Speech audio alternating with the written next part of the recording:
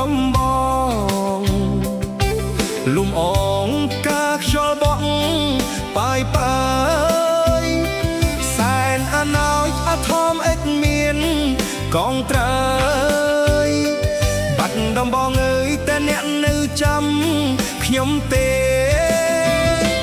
បាត់ដំបងក្រមុំសែនស្រស់វត់វន់ពេលសាยัនខំសានមាត់ស្ទឹងសងកាយមួយគូសុទ្ធតែស្រស់លេះទេលេងលំហែជុំវិញក្រុងបាត់ដំបងកំលោះក្រមុំសុទ្ធតែស្រស់អស់ចាខ្លះពាក់ហឺហាពាក់វ៉ែនតា